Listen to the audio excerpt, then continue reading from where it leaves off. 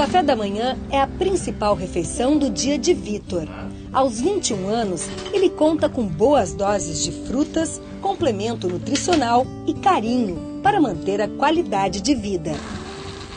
Ele recebe umas 800 calorias nesse shake, então como ele não tem atividade é suficiente.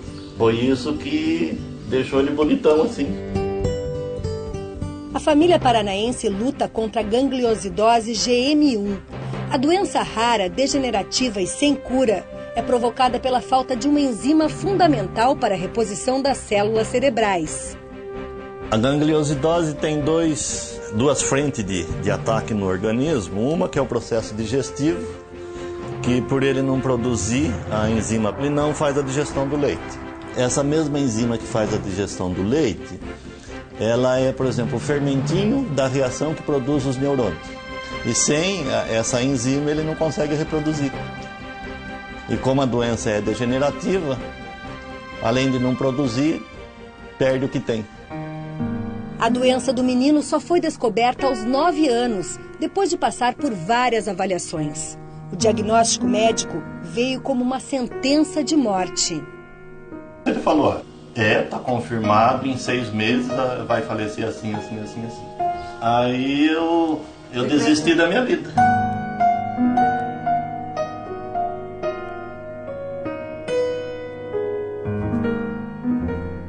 Inconformado, o engenheiro mecânico abriu mão do trabalho, da profissão, para tentar salvar o filho.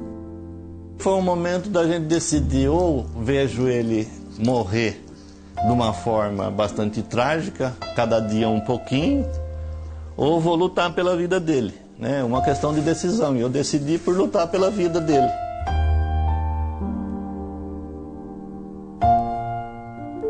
Me enfiei na biblioteca da Faculdade de Medicina, de dia e de noite na internet. Passei 8 meses e nada. Já tinha passado por tudo que podia pensar de estudo de medicina. Comecei com genética e fui até fisiologia clínica. Aí eu comecei a chorar no meio das prateleiras e clamar a Deus. E aí uma voz falou dentro de mim, pega esse livro. O tempo dedicado à pesquisa levou seu Adolfo a encontrar uma alternativa. Ele descobriu que era possível controlar o problema através da recolocação da enzima que faltava no organismo. Desacreditado pelos médicos, o pai começou então uma outra batalha: a busca pela substância em laboratórios do mundo todo. Para conseguir a matéria-prima foi uma complicação, porque precisava e não sabia onde encontrar. Passei fax, escrevi, passei e-mail. Só um me respondeu que talvez o Japão pudesse ter a enzima do jeito que eu queria. Deus falou comigo que em 10 dias eu ia receber a enzima. Passou uma semana, apareceu a enzima aqui em Araucária. Aí fui conversar com a pessoa que estava me fornecendo a enzima, ele falou, olha, mandaram lá da matriz da Europa, não sabemos o que é e para que veio e para que serve. Há 9 anos, Vitor toma as enzimas descobertas por seu Adolfo. São comprimidos relativamente baratos, feitos em farmácias de manipulação. Além das propriedades, cada um contém o esforço e a esperança de um pai obstinado. Ela? De lá para cá se degenerou muito pouca coisa. Por exemplo, ela não freia 100%, mas ela tem mostrado eficiência porque a degeneração tem sido muito pequena. A medicação que eu desenvolvi foi através do processo homeopático. Homeopatia é domínio público, então não tem reserva de mercado. Isso foi providencial porque está aí à disposição da população. Qualquer pessoa que tem alergia, rejeição ao leite pode se beneficiar dessa medicação. E os casos da gangliosidose também a gente acredita que em outros casos a gente pode chegar no mesmo resultado que chegou ao Vitor. Hoje, Vitor é o único no mundo a superar os 11 anos de vida com a doença. Só que a dedicação exclusiva ao filho fez a vida de seu Adolfo parar. Sem emprego e com gastos altos para manter o tratamento, ele arriscou até a casa própria da família. Não sobra para mais nada, né? Então não sobrou para pagar a prestação da casa. E a casa foi para leilão. Para não perder a casa, seu Adolfo resolveu entrar com uma ação na Justiça Federal. Nas 3 audiências de conciliação, ele teve a oportunidade de contar a história do Vitor e por que deixou de pagar as prestações. O final do processo foi surpreendente. Quando tudo se encaminhava para a desocupação do imóvel, a Justiça encontrou uma saída inédita. Nesse caso, expedir um mandado de desocupação, sabendo de toda essa história dele, seria muito penoso, muito difícil. Então, surgiu essa ideia de utilizar os valores das prestações pecuniárias, da vara criminal, para quitar o financiamento. Prestações pecuniárias são as penas pagas em dinheiro por condenados da Justiça Federal. A jovem juíza de 38 anos já tinha atuado na área criminal e sabia bem como funcionava a destinação destes valores. Normalmente, a verba é usada para beneficiar entidades assistenciais com projetos cadastrados.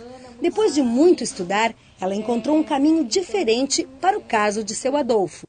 Eu pedi à juíza criminal que entendesse o meu pedido como um projeto, apesar dele se destinar a uma pessoa física. Essa questão formal, foi relevada, porque se entendeu que realmente o caso merecia o recebimento dos valores. De um fato negativo, para a sociedade, que é o crime, se consegue recolher valores e esses valores eles revertem em benefício da sociedade. O nosso trabalho não é em vão. Ele tem uma razão de ser. Então foi muito gratificante. Sentimento compartilhado por todos. A história comoveu quem participou da conciliação do processo. De 25 anos de caixa que eu tenho, entendeu?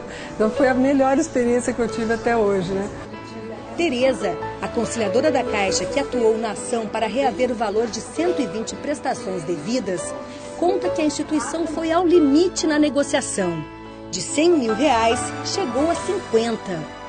Nesse caso, a retirada total dos juros moratórios, remuneratórios, foi uma excepcionalidade com relação à situação do seu Adolfo. Eu, como conciliadora, estava vendo uma situação assim, a juíza querendo fazer de tudo para ajudá-lo, O nosso advogado que nos acompanhava abrindo mão de honorários. Então, assim, nós tínhamos que realmente chegar ao máximo, ao limite máximo daquele tipo de contrato, Para um homem de fé como seu Adolfo, a mobilização de todos para resolver o problema tem outro tipo de explicação.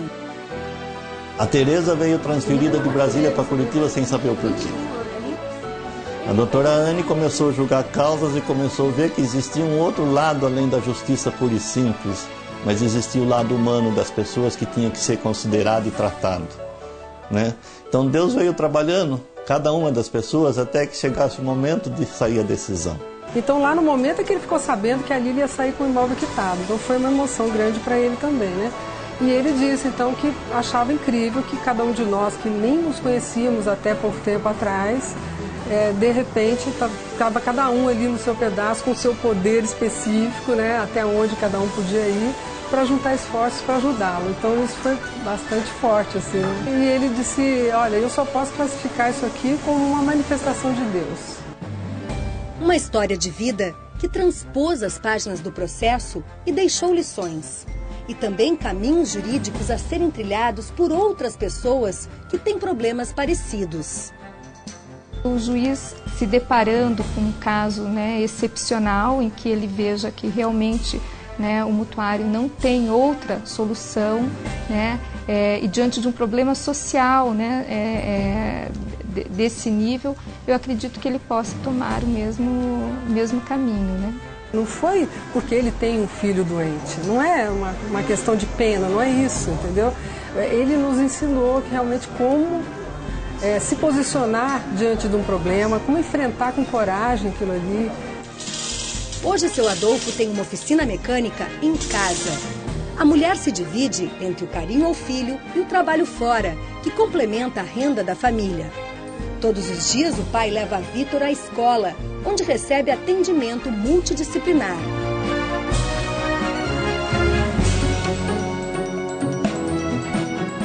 O desenvolvimento do Vitor está cada dia melhor, sabe? Tem as dificuldades dele, mas cada dia melhor. É um bom aluno esse menino. É um bom aluno. Vamos dar um passinho? Venha comigo. Para ele não perder as funções principais, né? A parte motora é essencial, né? Então essa tem que ser estimulada, principalmente. Mais um passinho, vamos lá, estamos chegando. Joia, joia.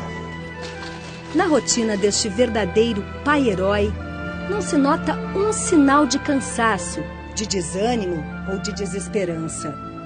Do sorriso e do aperto de mão de Vitor e Adolfo, vem a força e a cumplicidade que só o amor entre pai e filho pode explicar. Ele ama viver, né? Esse aqui é um grande guerreiro, né? Ele sempre lutou muito. Tanto rico quanto pobre tem problema de finança. Tanto rico quanto pobre tem problema de doença, né? Os problemas só mudam de endereço, mas são os mesmos para todo mundo. Então o que muda? A decisão. É a atitude diante de um problema é que muda, que faz mudar o Vitor. Se a nossa atitude é de uma boa decisão, o nosso mundo vai ser melhor.